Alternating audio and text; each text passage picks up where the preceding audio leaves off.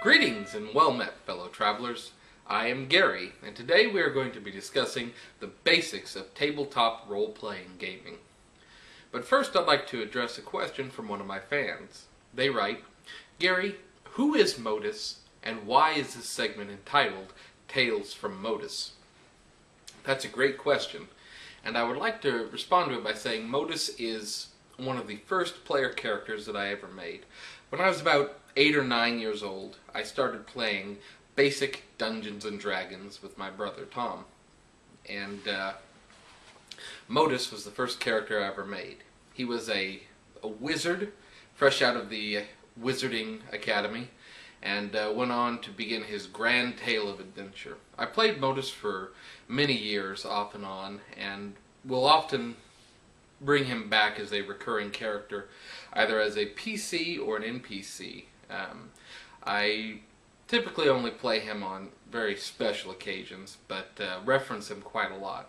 He's a great character because I learned so much by playing him, being my first foray into the Dungeons and Dragons world, and he had many great tales and adventures. But he started off as a humble wizard, first level, and this was back in basic Dungeons and Dragons, so magic missiles did 1d6, and third level magic was the highest magic you could get to.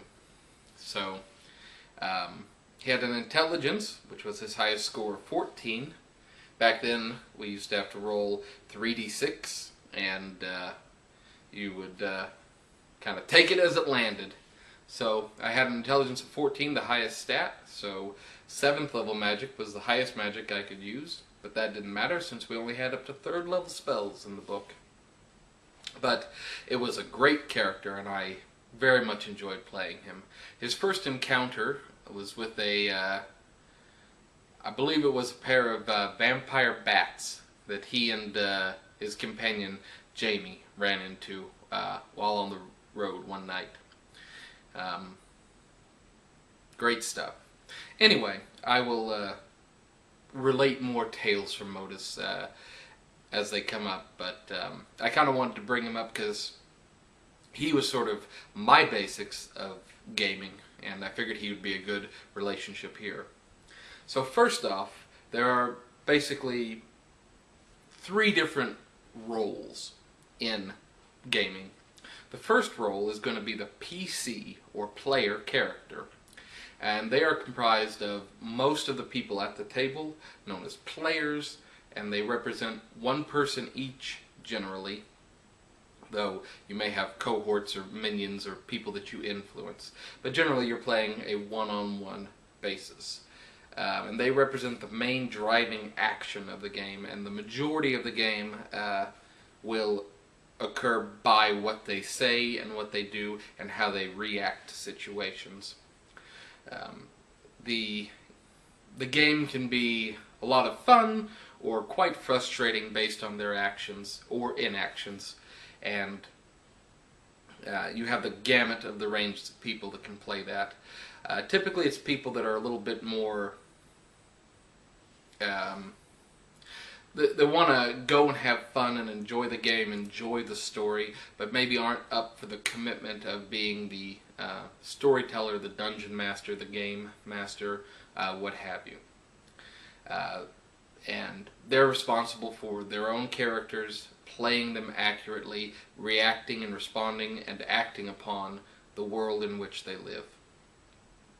The second person you'll have in a game is known as the storyteller, the dungeon master, the game master, what have you. And they are the ones that are, they develop the world and they play all of the characters in the world that are not played by player characters. When they speak, they are as the narrator in a story. They act as the judge, jury, and executioner, sometimes of PCs, of everything that happens, and are the final arbiter of the rules. So if you're playing a game, we'll call them the Dungeon Master, the DM, they are the ones that created the world, and they set the rules for the world. So they have the final authority to decide what happens, what's successful and what is not successful in it. Most DMs are very fluid with how they decide to run their world. I mean, you can talk to them and strategize with them. If you let the Dungeon Master in on your strategies about what you're trying to do, that tends to help them understand, how you're expecting people to react, and they can sort of tailor the story a little bit more to it. The third type of person in a game is known as a non-player character, NPC. And these are played by the Dungeon Master alone. And they represent every other sentient or non-sentient creature that you'll encounter. Be they the Borg, be they Dark Jedi, be they goblins in the forest. They will be everybody that is in the story and not played by a player. So those are the basic three classes of people that are going to be playing the game. Second element to a role-playing game are dice. This is a 20-sided die, as you can see. It's blue. Depending on the game you're playing, you may play with just a D10 or a bunch of D10s. But dice typically range from a D4, which looks like a little pyramid, to some people even buy the D100 dice, which either look like a tube thing or just a really big one of these with 100 sides on it. But typically I will just roll 2 D10s, and that'll tell me what the percentile is. But yeah, so you have the D4, the D6, the D8, the D10, the D12, and the D20, and then the percentile is made up of 2 D10s. Dice are the randomizer in the game. I tend to shy away from using dice whenever possible because I hate that you can roll a 1 or a 20, say for a standard D20 system. So that means that if I'm an average lockpick and I roll a 1, I can't pick a basic lock. But if I'm a crappy lockpick and I roll a 20, I might be able to pick a pretty good lock, just based on the randomness of the dice. And I think that it keeps the story exciting and thrilling because you never know what's going to happen. But it really, especially if you're doing it with a 20-sided dice, you have such a broad spectrum of events that could occur. I try and shy away from that whenever possible, but the role-playing games are made up of dice. But that's why you can take 10 in a lot of games, which means you take an average roll of 10 and then apply any modifiers. That tends to make games much more about what skills you have and how smart you're playing it. Because I've had plenty of games where I play it smart and I try and do everything correct, but I'm one of those people that will roll a 1, a 3, a 4, and if you have to roll and you're rolling bad, no matter how good of a player you are, there's nothing you can do. I think that's one of the reasons I like to stick with wizards and magic users and people that aren't required to roll a dice quite as much, because yeah, they can really screw you over. You can also have a special die like this. There's a lot of different kinds of these, but they have like body parts on them, so if you get bitten by a zombie, you can tell where you got bit, or some of them have random events that can happen to you. There's a lot of fun products out there that can add a lot of flavor and spice to your game. So I recommend you try them out, see if your group likes them or not. Okay, so now equipment, specifically for your characters. So depending on what type of a game you're playing, you may be set in the Stone Age through the future, you know. So make sure that when you are in a civilized area or in your camp, that you prepare yourself for the journey ahead, because a lot of times things go wrong for you, especially when you're having to use one of these little puppies. So you want to try and be as prepared as possible. Now, in a game that takes place in historical times, let's just say like the Middle Ages or before, you don't have a lot of options with communication devices, so that can be a big problem for your party if it gets split up and separated.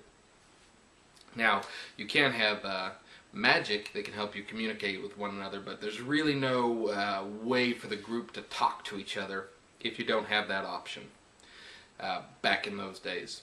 So that's why you have to plan. But if you're playing a future game like Star Trek or Star Wars, they have communicators. Or if you're playing a modern game, we have cell phones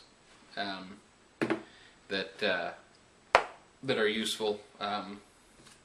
There's a game called Mutants and Masterminds that our group is currently playing, and we were tallying it up how many points, one of the equipment points this would be, and this basically would cost you like 30 power points. It's like half your character. So because it's a smartphone, so it's got the internet on it, and you can take pictures, and it's got a flashlight, so it's a miracle of technology, but very expensive to buy in Mutants and Masterminds.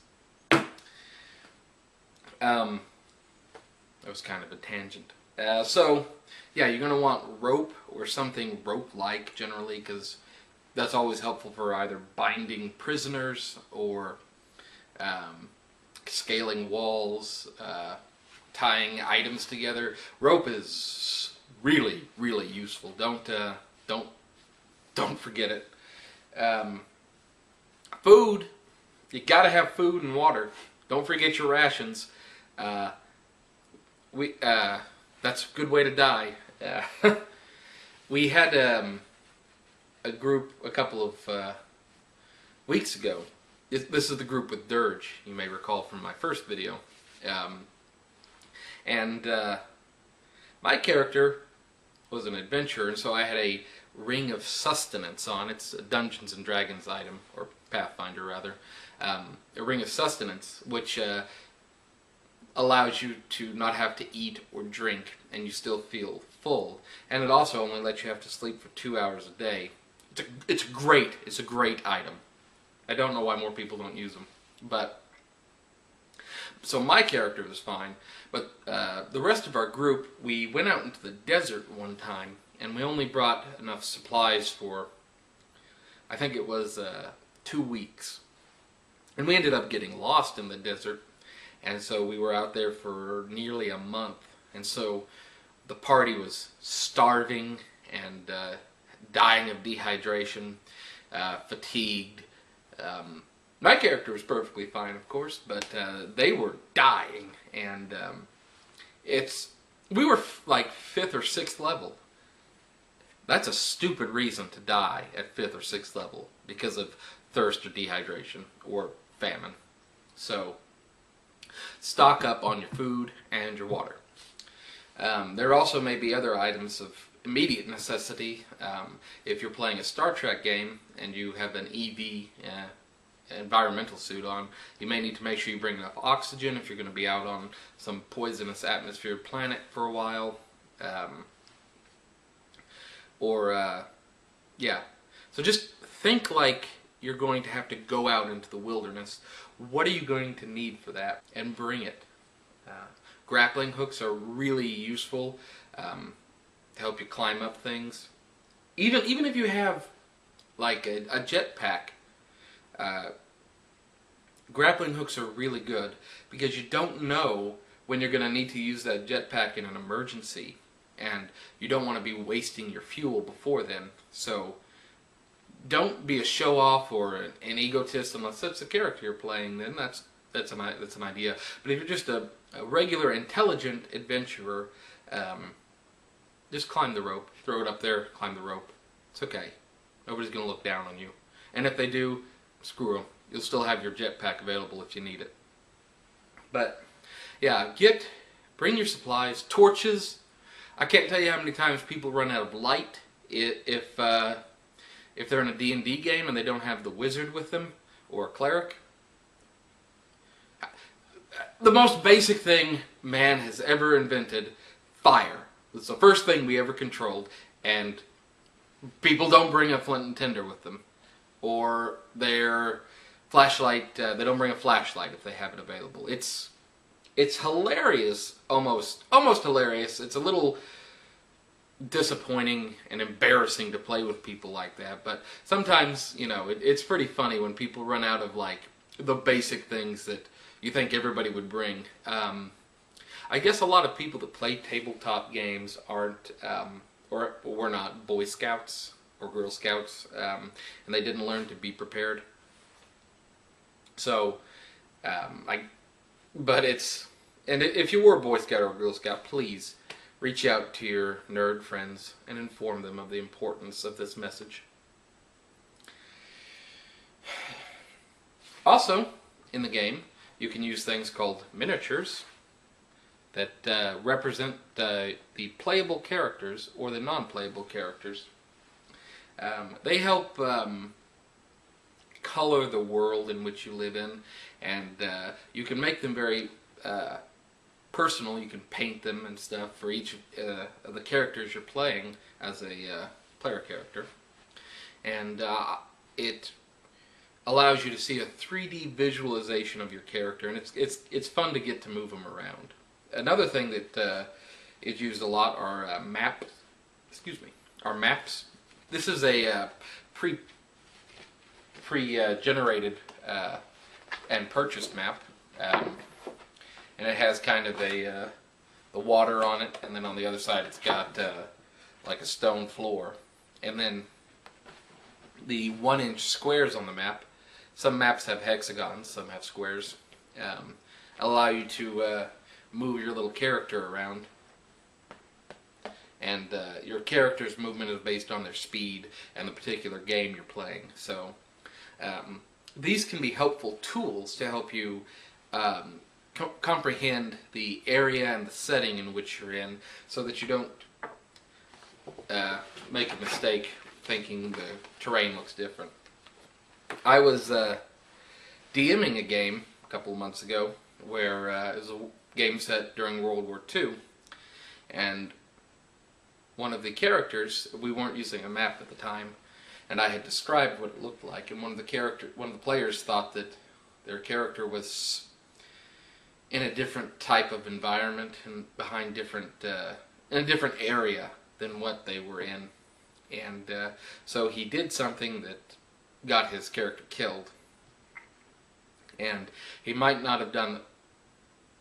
Well, I was going to say he might not have done that had he known, but we reset the world after he made that mistake and put it out on a map so he would know, and he did the exact same thing and got killed again. So it really didn't make any difference. But a normal character might have said, oh, okay, well then I won't do that since I know the outcome.